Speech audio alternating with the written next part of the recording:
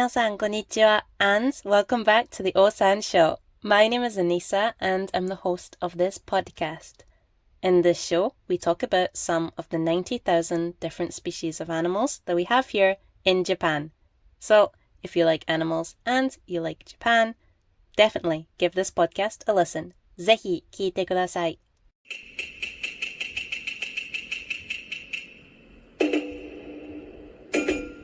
In today's episode, we're going to be talking about our first insect on the podcast, and that is the Denki Mushi. This is the larvae form of the moth iraga, which doesn't have a common name in English, so we'll call it the iraga moth. And if you don't know what larvae is, you might have heard of the word, but you're not sure what larvae means. It's basically it's defined as the active wingless but immature version of an insect. So in this case, it is a caterpillar. These caterpillars eat the leaves of persimmon, cherry, ume, apple, and chestnuts, and also willow trees. So they are a real pest here in Japan. But what is more interesting about them is actually their sting is equivalent to the pain of an electric shock. So their name, Denki Mushi, Denki in Japanese means electric, and mushi means insect or bug. So their name literally translates to electric bug.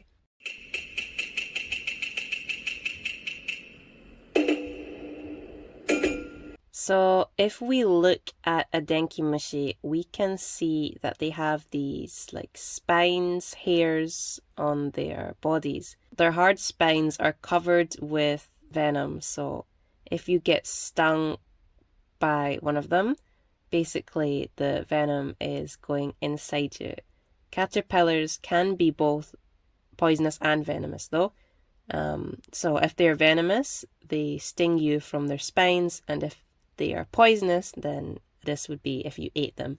But obviously that wouldn't be a problem for humans, but if you think about it, other animals, if they ate these caterpillars, then they could potentially die from that. And in general, hairy caterpillars, and particularly colorful ones, are very dangerous and you should not touch them. Basically, any caterpillar with spines, bristles, or a kind of fuzzy appearance might be venomous, so don't touch them if you can. Also, as a general rule for venomous animals, with spines or stingers, this is actually usually for the defense of the animal.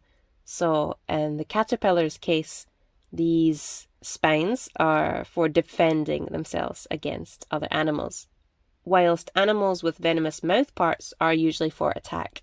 So I'm sure you can imagine what kind of animals they would be, but things like snakes, this is actually for attacking, not defending in general. Not only are these animals venomous, but also the eggs of this caterpillar are also they're poisonous, and if they are crushed against your skin, this may actually cause skin rashes. So pretty much everything about the Denki Mushi is dangerous, apart from when they become adults, interestingly, because the adult moths actually lack any venomous stingers, and they die within 24 hours of emerging, which seems kind of pointless because they put so much effort into staying alive and then they only survive 24 hours.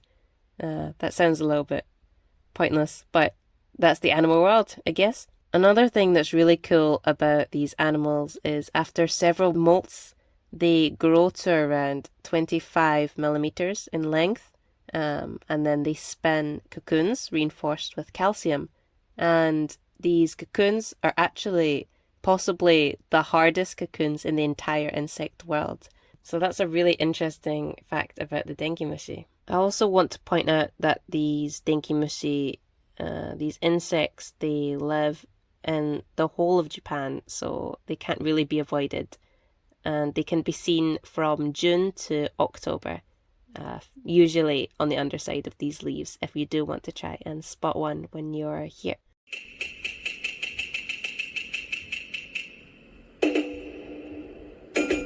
So next we're going to be talking about what you should do if you get stung by one of these animals. So usually the pain will last for around 2 hours. But first you should take some steps to address this pain. So first, you should remove the stinger with tape or something similar. If the spines are stuck in your body, peel them off.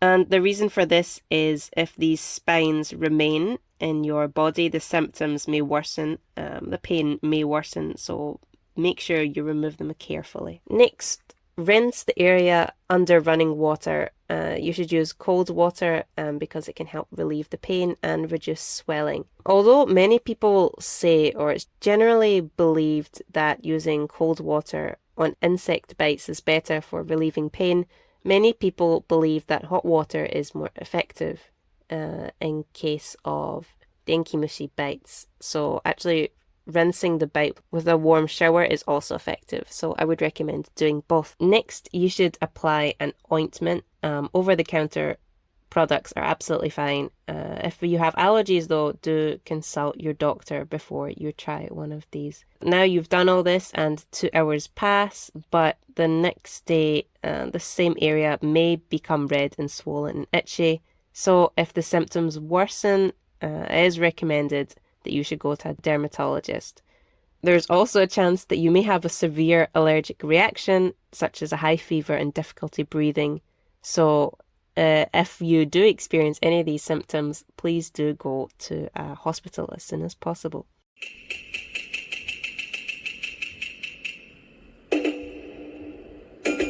Okay, so we've been talking about the Denki Mushi for a while now and how dangerous it can be, the fact that many people are stung every year. So have you become a little bit afraid now of the Denki Mushi and you're not interested in seeing it, you don't want to see it?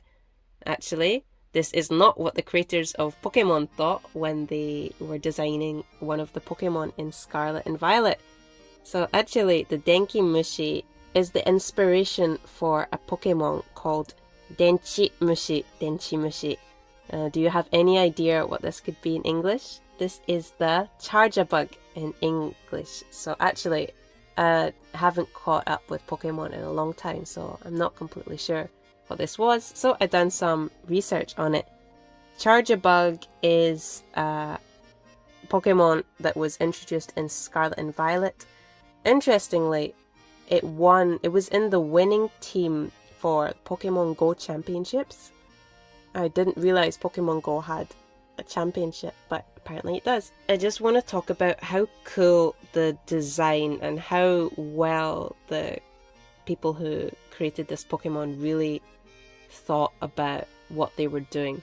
So first, let's talk about the name Denki Mushi. You can probably see the pattern here.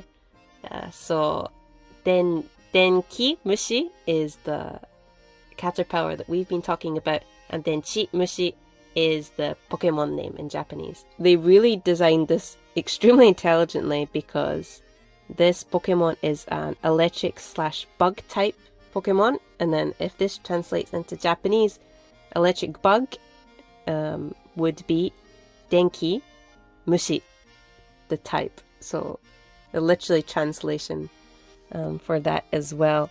And Denki also means battery in Japanese, which is the special ability of these Pokemon. Charger Bug is also protected by a hard sturdy shell, which is likely referencing the cocoon that we talked about previously. So hats off to the designers.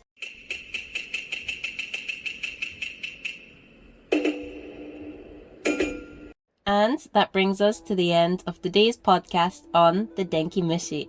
I hope you enjoyed today's episode and learned something about Japan's electric bug. One of the good things about this animal is, unlike some of the other animals, it's actually relatively easy to see. You just need to pay attention to the undersides of leaves. So I hope when you come to Japan, you have the chance to see one of these animals, but definitely do not touch them. So that's the main point of today's episode, is don't touch the Denki Mushi. Okay, thank you guys for listening. See you in the next episode. Mata ne. Bye bye.